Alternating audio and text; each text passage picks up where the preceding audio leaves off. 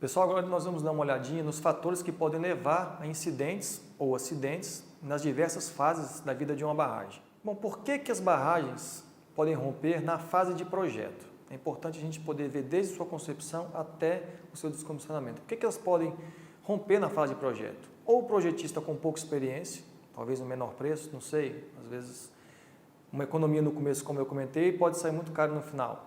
Economia em soldagem ou ensaios, foi exatamente o caso de Camará. Às vezes você economiza 0,01% do montante que você vai gastar na barragem e a barragem pode acabar não tendo o seu objetivo alcançado. Um cronograma de projeto inadequado, pouco tempo, às vezes está chegando a época da chuva, vamos correr aqui, vamos correr lá, e você acaba que não atinge o seu objetivo. Ou estudos geológicos insuficientes, linkados também com a sondagem. Outra fase que nós temos que analisar em relação a acidentes, por que eles acontecem, é na fase de construção, é uma fase muito importante. Pode ser um cronograma inadequado para a construção, ou seja, o projetista mandou um projeto que se faça num certo período de tempo e pela chegada de chuvas ou de algum outro período escuso ao projeto, isso não é atendido a contento. Documentos contratuais mal elaborados, empreiteiros sem necessária experiência, às vezes com o boom da necessidade de ter barragens, às vezes empreiteiros novos que não têm expertise no tema acabam entrando nesse ramo e não conseguem fazer de acordo com a técnica adequada. O não envolvimento de projetista na fase de construção, isso é muito importante.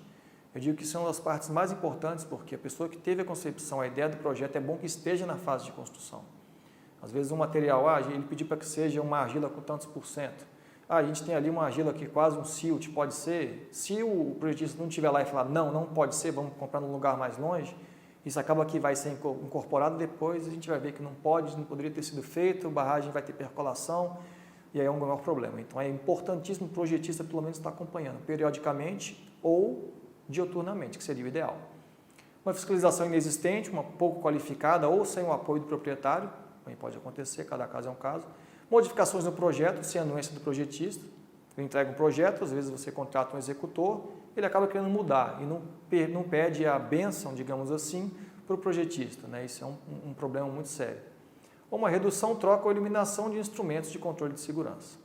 Bom, e acidentes que acontecem na fase de operação, por que eles podem acontecer? Uma inexistência de um manual de operações, isso pode ser um problema muito sério. Às vezes você não tem uma carta de risco, instruções para inspeções periódicas de barragem, instruções para implementação de medidas emergenciais, se não acontecer, isso pode ser um grande problema. A barragem não tem um monitoramento. Muitas vezes o projetista, inclusive na portaria do DNPM, é bem explícito isso, que o que o projetista solicita é que se tenha de instrumentação seja colocado na barragem, sob pena de você alterar sua classificação dentro da categoria de risco, especificamente nas características técnicas. Isso é um item importante. Então, o que o projetista solicita que tenha de instrumentação é bom que vocês coloquem. Não é nem muito nem pouco, é o ideal que ele solicita. Operador sem treinamento adequado, isso é importante. Hoje em dia, o mercado está absorvendo muitos profissionais para trabalhar com barragem, então a gente tem que ter as pessoas novas que estão entrando, que ainda não têm um treinamento específico, que sejam capacitadas para quando forem trabalhar de verdade, independente ou isoladamente, que saibam do que estão fazendo. Manutenção deficiente ou inexistente de alguns instrumentos. Às vezes um INA, um piezômetro aponta que está com um problema na carta de risco, quando você vai ver não é um problema na percolação de água dentro do barramento, às vezes é um instrumento que já deu algum tipo de problema, então tem que ser retirado e fazer um gêmeo nele, ou ausência de auditoria externa. Isso eu acho que é expurgado atualmente, porque no caso do DNPM, na ANA e na ANEEL, obriga-se que se tenha auditoria externa pelo menos uma vez ao ano, dessas barragens, então isso a gente consegue cercar nos regulamentos. Por que os acidentes podem acontecer também na fase de fechamento, que seria o final, o descomissionamento? É bom a gente ter esse conceito também na cabeça, o que é um fechamento de uma barragem e um descomissionamento. Pode ser um projeto inadequado de desativação, às vezes as pessoas pensam mais na concepção e na sua operação e não no seu fechamento. Ausência de inspeções. Muitas pessoas questionam que quando vai descaracterizar uma barragem e descadastrar no DNPM, se já pode descadastrar antes de fechar a barragem. E a gente comenta que não. Quando a barragem está em processo de fechamento, ela fica inclusive com um fator de segurança piorado, digamos assim.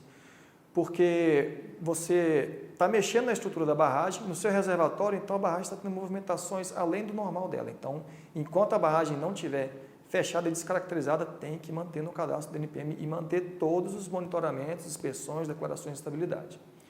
Ausência de monitoramento, como nós comentamos, e alguns outros motivos. Manejo deficiente da água, pode ser. Falta de um dono. A ANA, ela sofre muito disso, às vezes. Tem barragens que era de um órgão do governo que não existe mais, DENOX, e outros do Nordeste, então acaba que fica sem dono. Isso é um grande problema. Né? Para algumas situações, no caso de mineração, a barragem é um custo a mais. Eu costumo dizer muito que para empreendimentos que utilizam a água do reservatório para vender ou para gerar energia elétrica, você constrói a barragem porque ela vai te dar dinheiro, ela vai te dar um retorno financeiro. No caso de mineração e resíduo industrial, você constrói a barragem por necessidade. Você tira o dinheiro no começo do processo, depois você tem que colocar aquele resto, aquilo que não tem mais valor, naquele momento, porque um dia pode ser que tenha em algum lugar. Então, às vezes, você quer dar uma economizada.